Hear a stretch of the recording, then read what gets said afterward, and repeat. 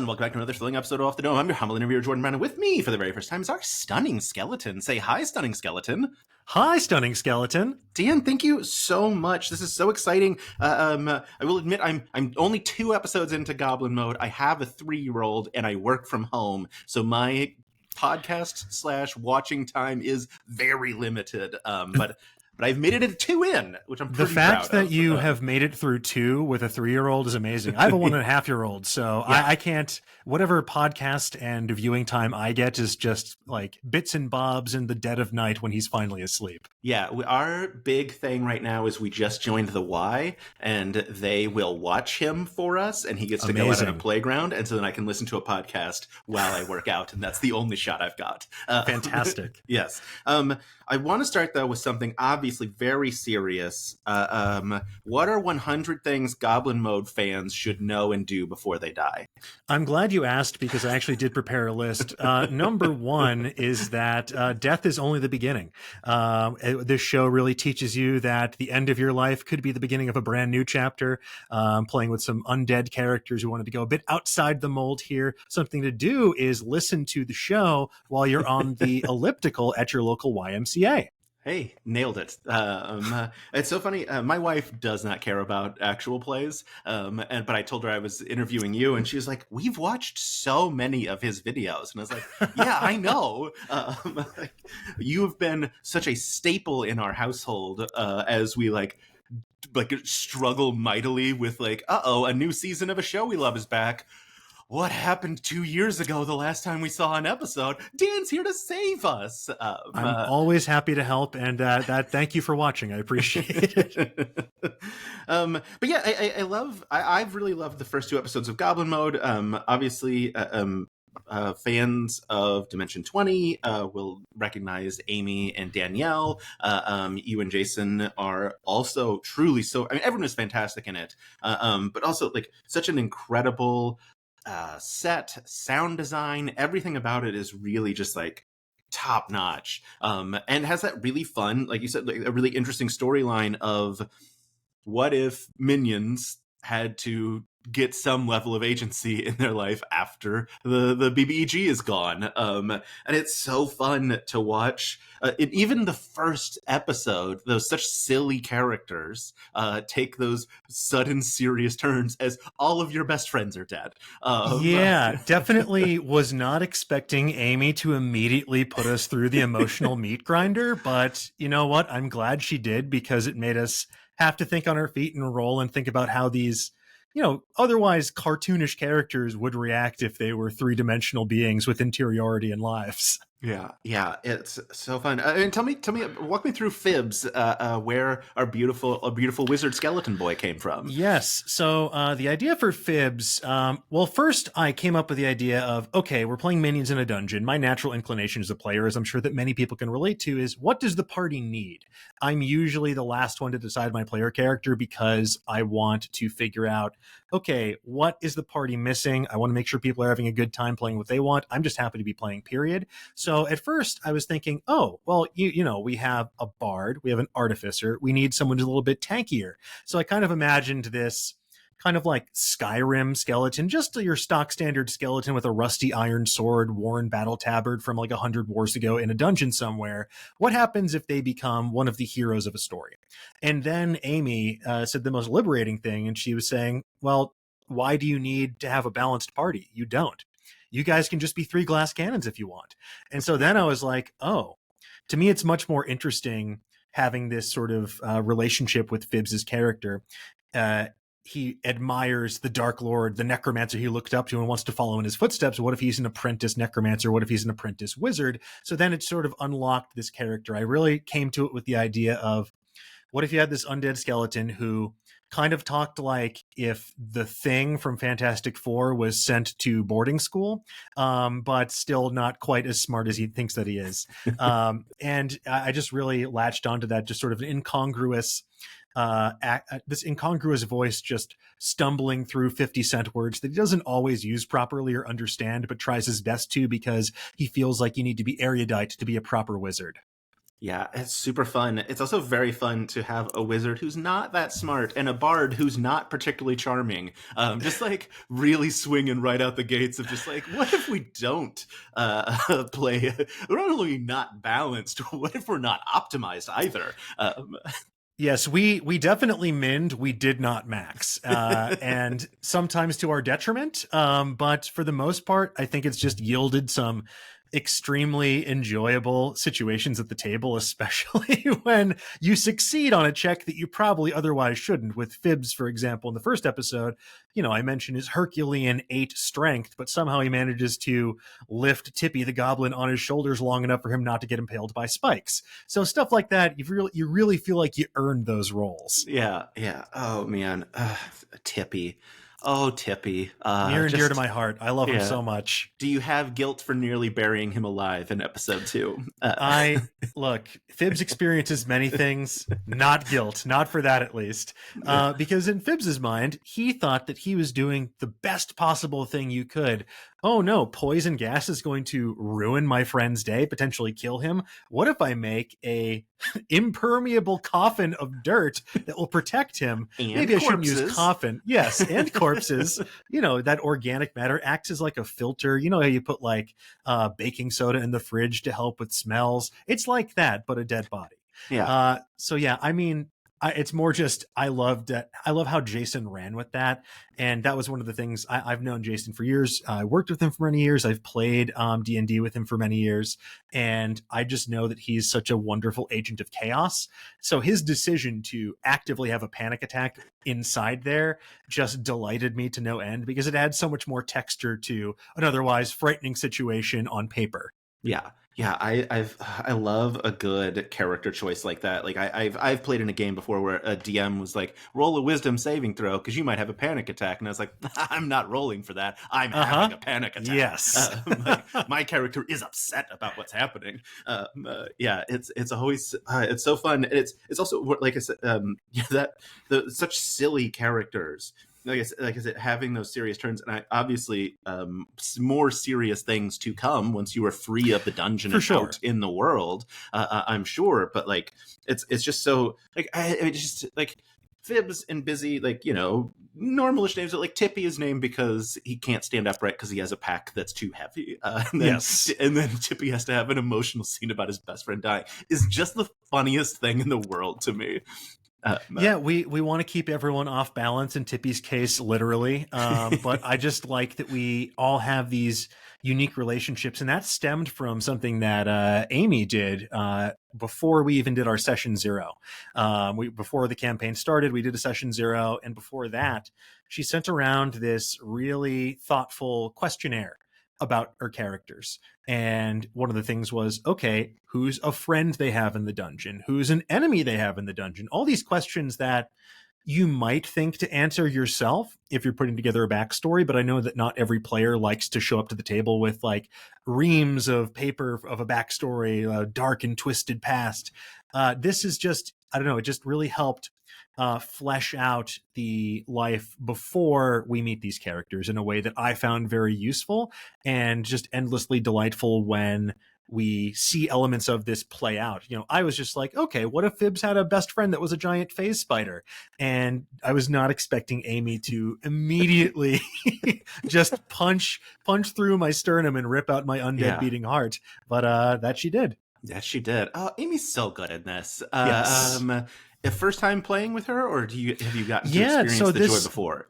No, I mean, I've experienced the residual joy through osmosis of just seeing Amy at various tables, both as DM and as a player before. This is my first time actually getting to sit down and play any sort of TTRPG with her.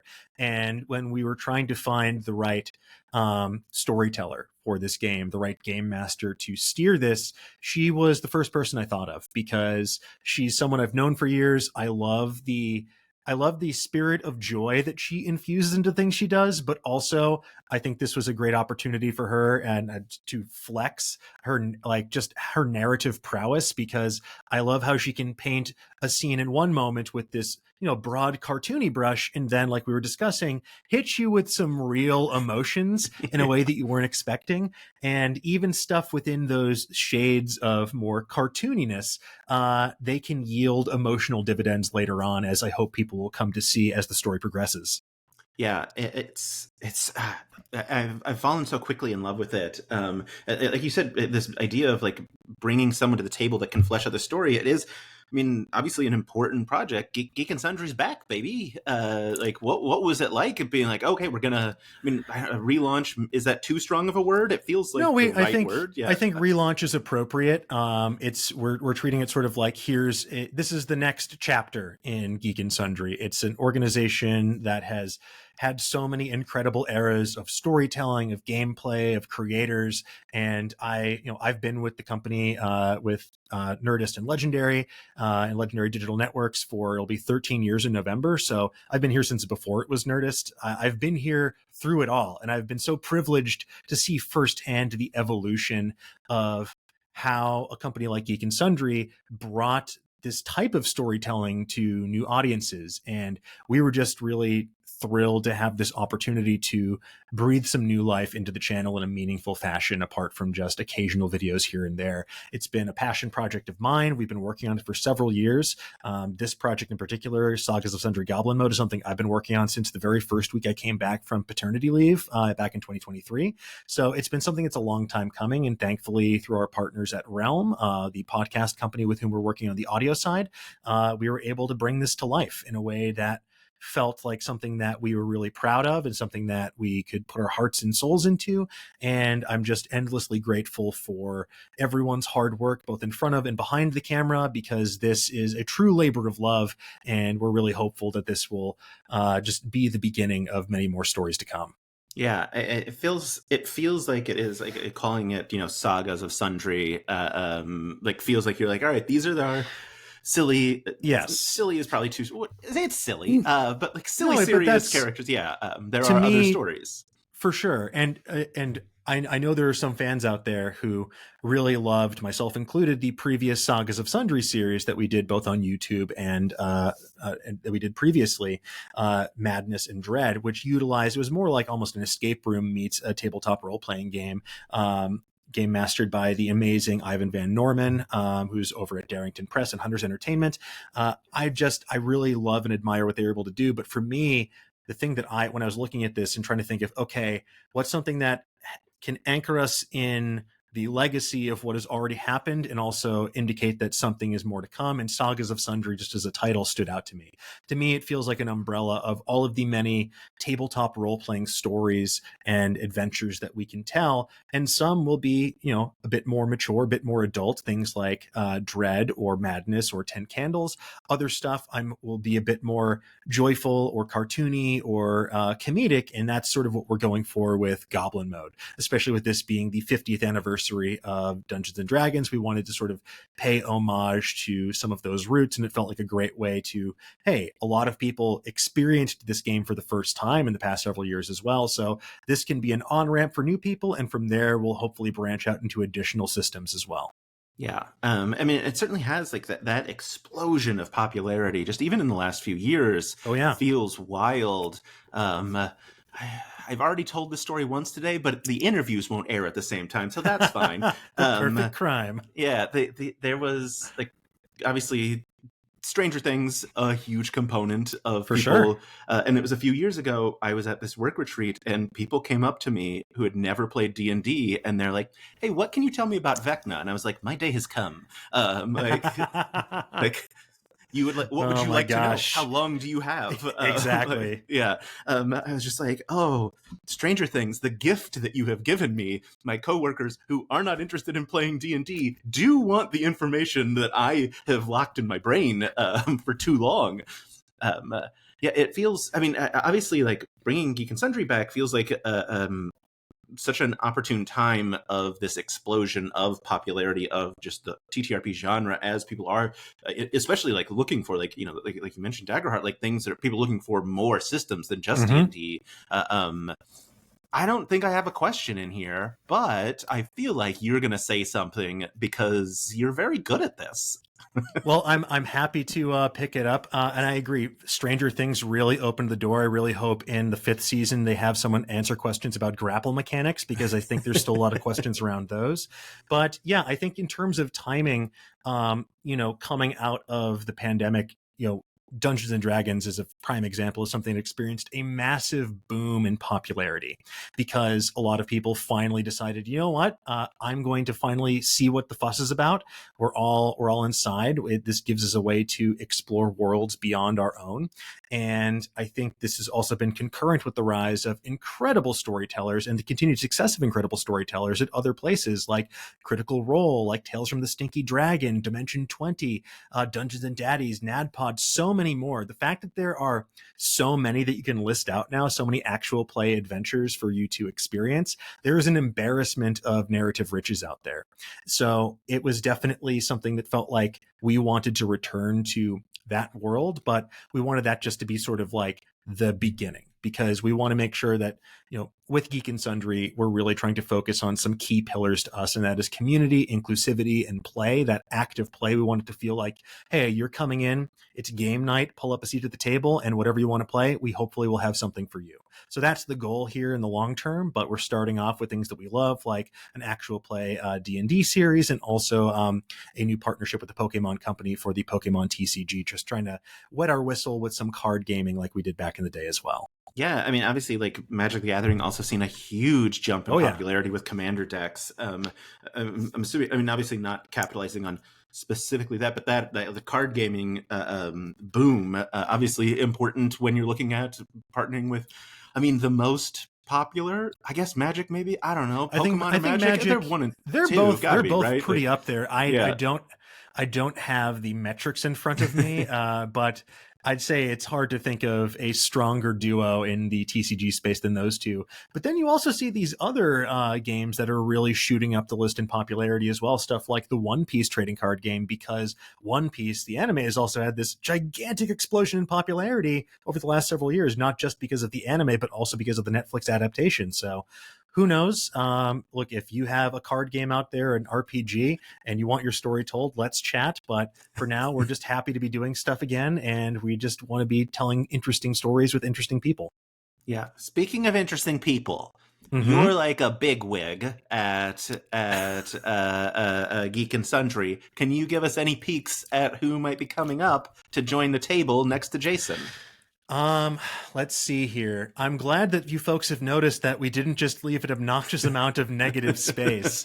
I can tease that we will have 3 guest stars throughout the season, and I will say that you have interviewed at least one of them. So to find out who, go back and watch all of Jordan's content and see if you can solve the mystery, because I've hidden a clue somewhere in the past. But yes, I don't want to give it away, but a full year of 52 plus interviews that I have done. One of them is on the show. Great. Yes. And I can't tell you what platform I hit it on, so make sure you watch on all platforms available, because the truth is out there.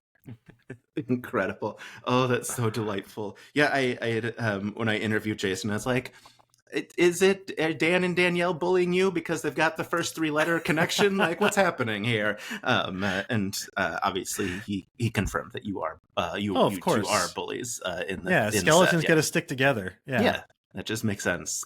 No goblins allowed. I mean, statistically, I have probably done the most damage to him out of anyone in the campaign so far, and I believe in next week's episode, I don't know when this interview will go up, but whenever episode 6 comes out, I believe there might be some bit more damage done to poor Tippy as well. And I may or may not be involved. So stay tuned to find out.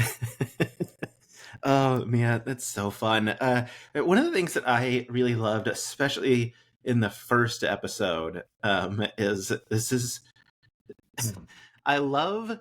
It's specifically, I mean, well, first of all, the unionization of the dungeon so good, so much fun.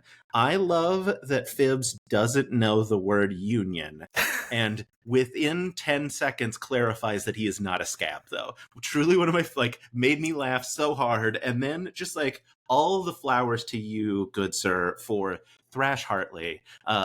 Just such an A+ joke.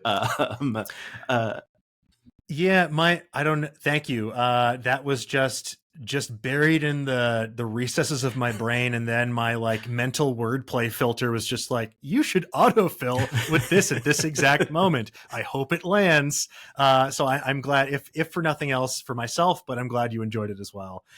Yeah, the thing with Phibbs, I sort of touched on a bit earlier, is I always want to have him try and talk in a pseudo professorial manner to a certain extent. Like, he's always trying to be very analytical about the world around him, even when he doesn't exactly understand what's going on. But he is a curious creature by nature. But, you know, if nothing else, he's at least not a scab. Yeah. Yes. And so important. Yeah. Such a good, all of it's such a good bit. Also, I love, I mean, we touched on Amy, she's so good at all of it. Like, she's like, I guess I've seen a limited amount of her. I wasn't prepared for how quickly she could switch voices. I think just like shocked me of like her having a conversation with herself where I'm like, I don't need her to stop and clarify who's talking. She is a professional actor doing professional actor things. Yes, I mean, Amy is such an incredible like improviser and storyteller. I had no doubt that she was going to knock it out of the park, but it's another matter entirely to see it firsthand at the table, because you know, we are, I guess we're all sort of agents of chaos, and we definitely throw some curveballs at Amy, which she always manages to catch and throw back to us, and that is just a testament to her ability.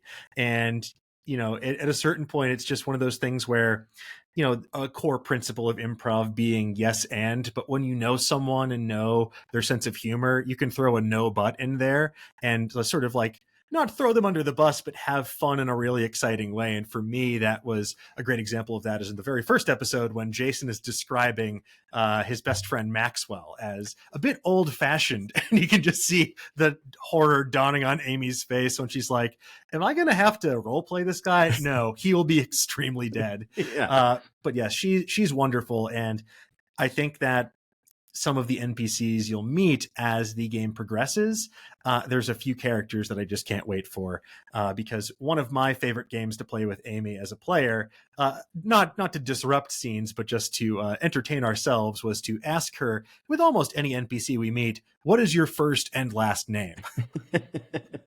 But not with the wall monster. No. A real. I was so delighted when Amy was like, "You didn't ask his name," and then it came out in a moment later. But it must have been where the lesson was learned. You're like, oh, we got to ask everyone their names then. If Amy's I think it's Amy's fault.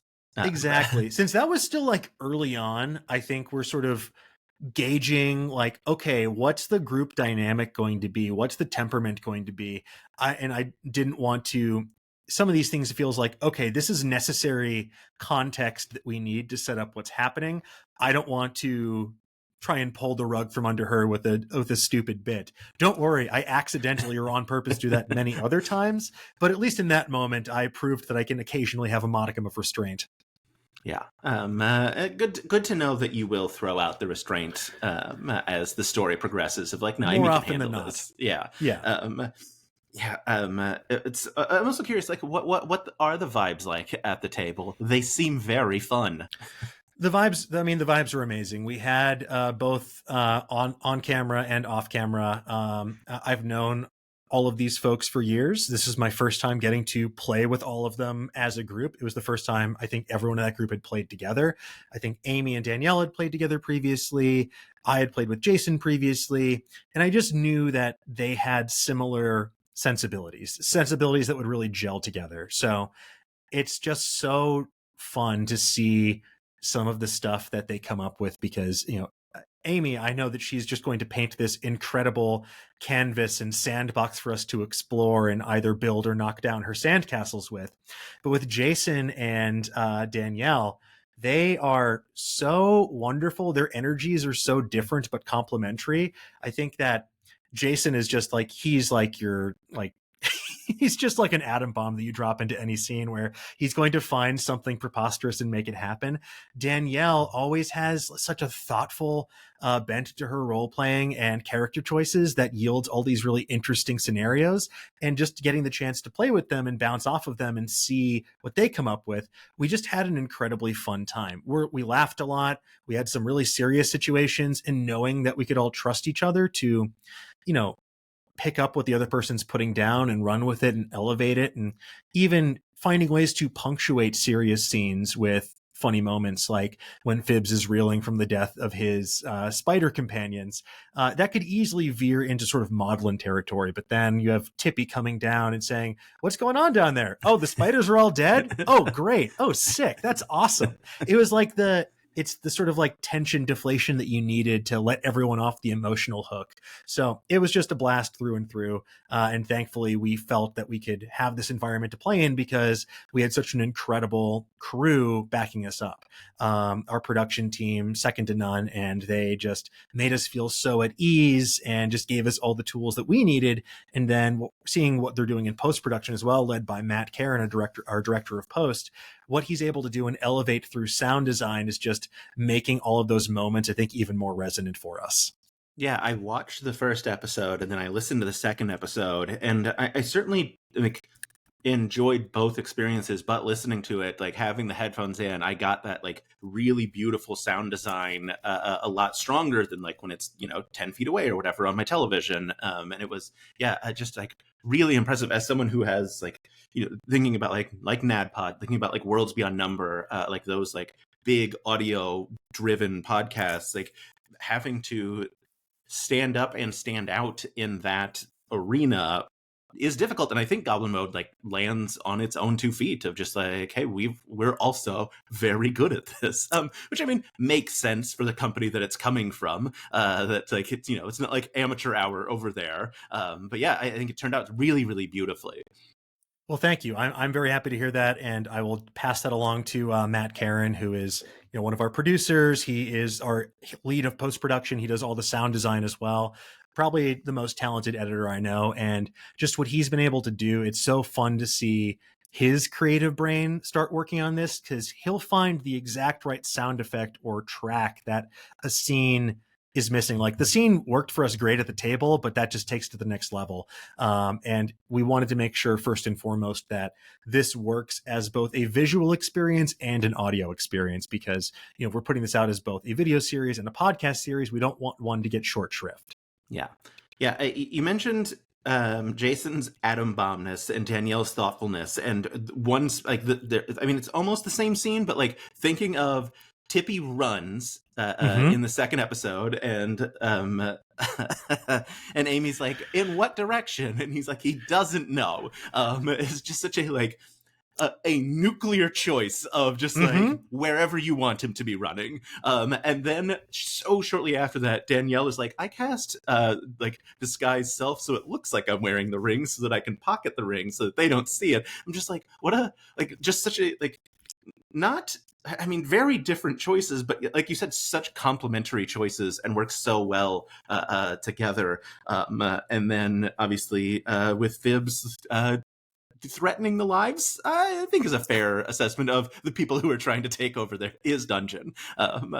Look, we've got slight, fight, and flight. There are 3 valid responses in that situation. And yeah, I think that I think we definitely over the course of the campaign take turns shifting through who has what response. But it's just nice because we sort of keep each other in balance. It's we have this natural equilibrium that we try to maintain, just that girds up this veneer of stupidity and silliness that these 3 minions who are way out of their depth are suddenly thrust into. Yeah. Obviously, like I said, Geek and Sundry has a long history of this. I believe you also have a pretty long history at the TTRPG space, beside just actual play space. What got you into, what brought you to this nerdy little corner of the world? Yeah, so I've always been a fan of role-playing games ever since I first played Final Fantasy VII on the PlayStation back in 1997. I was an only child. I was really enthralled by the idea of these rich fictional worlds in which to explore. And then talking to my dad, he played D&D when he was growing up, and then I remember they bought me like the AD&D starter set, which was just this like little silly little box. I had no one to play with, so I would just read the manuals endlessly, make up characters and imagine adventures they would go on. And then, thankfully, I believe in middle school, there was a professor there, a teacher there who started the Strategy Gaming Club. So I got exposed to so many things that sparked a lifelong interest in tabletop gaming, role playing games, stuff like that. I played everything from Mordheim, the old Warhammer like kill team variant for Age of Sigmar, to Cyberpunk 2020, back when 2020 felt like it was going to be the future. So I also got to play D&D there. So I've been playing role-playing games and TTRPGs since I was in like fourth grade. And just the seeing, as someone who's entered into a creative field, and so many people I know, writers, actors, producers, storytellers, authors, so many people I know who have never experienced this, it's so delightful to see when they finally get to play, because it's, to me, one of the purest forms of storytelling. It's a communal, collaborative, emergent form of storytelling. It's a choose your own adventure book where you're collectively writing what happens next, and there's some light math to determine if you're successful or not. And I love that. I love that human connection. I love sitting down together. It's just the purest form of distilling your imagination. And I think that clip that went viral recently of Deborah Ann Wall teaching John Bernthal how to play D&D, it's as simple as that. It's, a lot of people I think are really put off by all the source books and all the materials and all the dice and weird shapes they maybe don't understand or know about. And to me, it's just always been about making up a character, doing a voice if you feel like it, and then telling a story together. It can be silly, it can be serious, it can be whatever you want. So the fact that this has been such a fulfilling part of my life for so long, and then seeing what people at a place like Geek and Sundry were able to do, especially I remember like when Critical Role launched in 2015, I was like, oh my God, I don't know why it never really occurred to me that you could use this as a medium for storytelling on a mass scale. It always felt to me like something was very like intimate and personal, like you sit down in person to do, but finding a way to transpose that framework to a larger storytelling mechanism was thrilling, because it was something I hadn't considered. And just seeing what so many people have been able to do with it now, I find just very creatively rejuvenating and inspiring. And when we got our chance to do something like this with Goblin Mode, I leapt at it. When they were saying, hey, we want to do a new actual play series, I was like, hold on, I've got some ideas. How much time do you have? How many episodes can we do? Okay, let's go for it. One of the things that I really love also about the episodes is they're like an hour and a half to 2 hours long. Oh, baby, give me something digestible. As we talked about, I don't have time for a 5-hour episode. Please let me be able to finish half an episode while I'm on my elliptical. Like, I'm begging you. That was something of paramount importance to us, because I think that what's great about the TTRPG space is you can spend as much time or as little time as you want. And, a place like YouTube right now is really prioritizing either super short form content or very long content. We don't want to do 10-hour episodes. We're not trying to do like a video essay deep dive into that. What we wanted to do is, like you said, something that you can either finish in a day's commute, or maybe over the course of a couple gym sessions, or something that feels like if you miss an episode, it's not a Herculean undertaking to get caught up, because we want this, we're telling the story for ourselves first and foremost, but also for an audience. So we want that audience to feel like it's accessible and not something that feels like a chore to listen to. Yeah. All right. I do have to go back to something else, though. Of course. As an only child who fell so deeply in love with Final Fantasy VII, now that's all we're going to talk about. We've talked about Goblin Mode. Who's your three that you're ride or die with? Like, I'm besides Cloud, obviously. Like, no, of course. I mean, well, Cloud's in there by default. Yes. I go back and forth a lot, but my absolute favorite character in the game is Sid Highwind. I love him so much. I've always loved the sort of like grizzled, like pilot sailor archetype, and he just fits that so well. And it's just so heartbreaking when you grow up and you're like, oh, he's portrayed as this old man and he's like 30 years old. You're like, oh my God, what the hell? Why were they so cruel to him? So I'd go with Cloud, Sid, and then I'll probably throw Tifa in there as well. I'd keep Aerith around, but Right. she may or may not be around depending on if people have played through Rebirth right now. So I won't spoil anything if you've somehow missed the last 25 years of pop culture. Yeah. But yeah, I'd say those are probably my three. I am playing Rebirth right now, so I'm actually going with Cloud, Yuffie, and Barrett because it's just been helpful for all of these flying enemies that Cloud can't reach. Yes. Yeah. Oh my God. Who the are your flying three? enemies. It's Cloud, Barrett, and Aerith. Because I don't understand people that ship Cloud and Tifa. Like, I didn't know that was a thing until like Rebirth came out, and people were like, "No, that's the date." That I was like, "What do you mean? The date is Cloud and Aerith. How dare you say anything else? Oh That my is the goodness. date we had in 1997." But yeah, have you finished Rebirth, or you? Not yet, because Okay. like you, I'm sure trying to play games in fits and bursts. I just got to Cosmo Canyon, Yeah. so I'm about I think chapter 10, and I'm just currently getting bogged down by all of those flying chocobo challenges where I'm trying to maneuver My that gosh. glorious bluebird through the flying rings like I'm playing Pilot Wing 64 or something. Yeah. Oh my God. Those quests. Oh, those days when you're like, oh no, and like you land like 1 second after the like platinum time or whatever the top level is, and you're like, what am I just no, gonna give up like a I don't coward? do it again. I know. Yeah.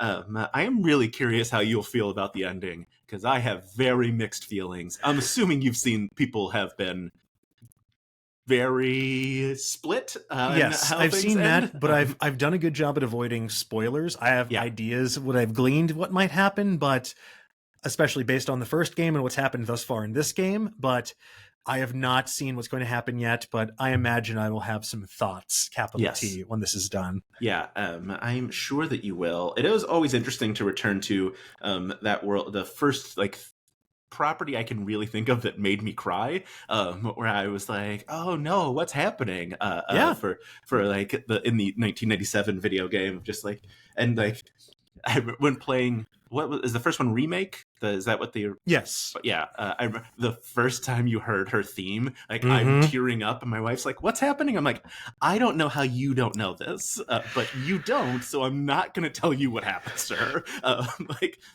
My wife has somehow missed that. Like she missed that chunk of pop culture, and I was like, "Well, you're along for the ride now. It's not going to be fun." What a treat to not know what's coming. Yeah to not have that moment ingrained in your brain forever, to be one of the like to spend so much time being like, no, if you get all 12 of the soldiers, a soldier will actually pop out and stop the blade. It's like I tried everything I could because all of these EGM April Fool's Day tips. Yes, yeah. I still don't understand how those spread in 1997 because we didn't have the internet. We couldn't look them up, but everyone I knew them, and everyone I know now has heard those stories. There was, I think GameFAQs was available back then. There was Game Sages as well, which I think is now part of IGN. Just a lot of ASCII art tutorials. I remember my dad printed one out at the office when I got stuck at this segment once, and I was like, whoa, how do these people know all this? And then, of course, there's the fine folks at Brady Games who in Prima who did those strategy guides, but they really fell off by the time of Final Fantasy IX. Yeah. Oh boy, I had a lot of those strategy books as well. I was just like, all right, I mean, I have to have 100%. So exactly. Like, let's see. Exactly. I finished Rebirth, and I think it was as I was hitting like the final save, it was like, you're at 110 hours, and I was like, I don't feel great about that. Yeah, that's a lot of time. But hey, worth the $60 price tag at least. Oh, 100%. Yeah, 100%. Let me live in this beautiful, weird world and hear this beautiful music that I have the Japanese CD from because I couldn't get an American version of it. Oh, Dan, this is delightful.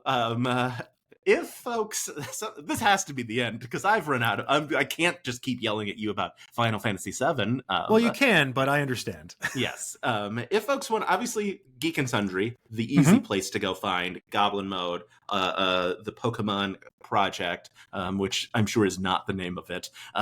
It's close. That we'll accept it. It Yeah, has an great. extremely long title. Stellar Crown Showdown for short, but the official title is the Pokemon trading card game Scarlet and Violet Stellar Crown Showdown TM. So you can check out that right now. Our first episode with Terry Crews, our second episode with Jacob Batalon from Spider-Man No Way Home. But yeah, there's a bunch of stuff over on Geek and Sundry and more to come. And if people want to find you on the internet, where can they find you? You can find me on places like Twitter at Dan Casey or places like Instagram at Osteoferocious, like the bone disease, but meaner, because at Dan Casey was taken. I was curious. Osteoferocious is, I think, a stronger brand, although for sure. Obviously having your name would be helpful. Yes, it's I'm like Blade. It's like a daywalker in the world of business and the world of just being an internet goblin. Goblins all across the board. Everyone go watch Goblin Mode. It's so delightful. Dan, thank you so much. I don't know how to end an interview, so I'm just going to hit stop recording. Thank you for having me.